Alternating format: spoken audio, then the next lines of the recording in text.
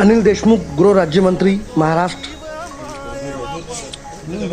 Police को सांत्वना और हौसला अफजाई करते हुए इस नाजुक दौर में उन्होंने कहा है बी हैप्पी बी सेफ, कोविड-19 से हम लड़ेंगे और जीतेंगे और होंगे कामयाब एक दिन।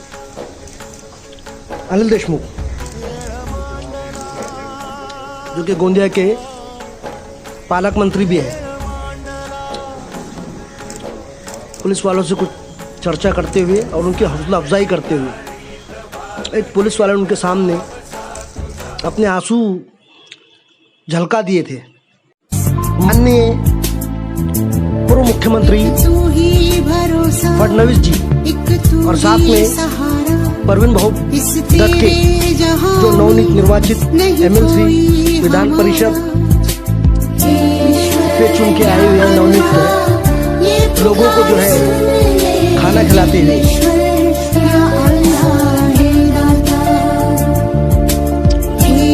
आज भी जो है पूर्व मुख्यमंत्री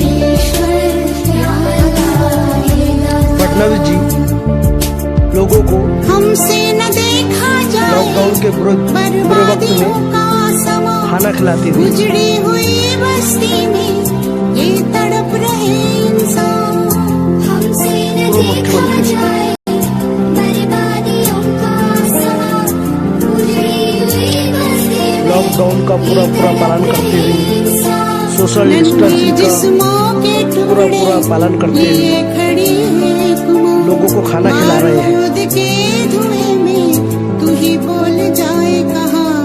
कोविड-19 से लड़ते हुए हमारे लाड़के पीएम नरेंद्र दामोदर जी मोदी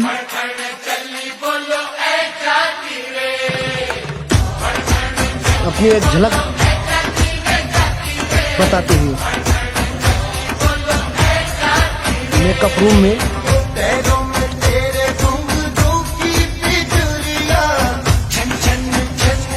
ये मोदी जी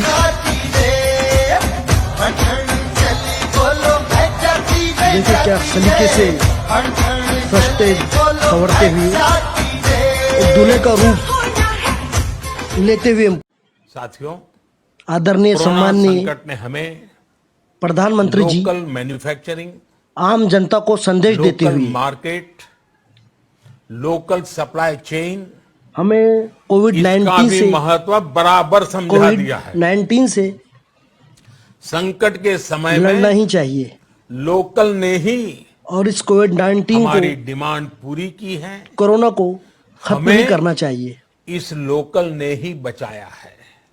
और हमें लोकल बनना चाहिए। लोकल सिर्फ जरूरत नहीं बल्कि हम सबकी एक जनता को जिम्मेदारी है। अच्छा मैसेज समय ने देते हमें हुए सिखाया है कि लोकल को हमें माननीय प्रधानमंत्री अपना जीवन मंत्र बनाना मोदी ही जी होगा। आपको आज जो ग्लोबल ब्रांड्स लगते हैं वो भी कभी ऐसे ही बिल्कुल लोकल थे, लेकिन जब वहां के लोगों ने उनका इस्तेमाल शुरू किया, उनका प्रचार शुरू किया, उनकी ब्रांडिंग की, उन पर गर्व किया, तो वो प्रोडक्ट्स लोकल से ग्लोबल बन गए। वो प्रोडक्ट्स लोकल से ग्लोबल बन गए। इसलिए आज से हर भारतवासी को अपने लोकल के लिए वोकल बनना है। लोकल के लिए वोकल बनना है।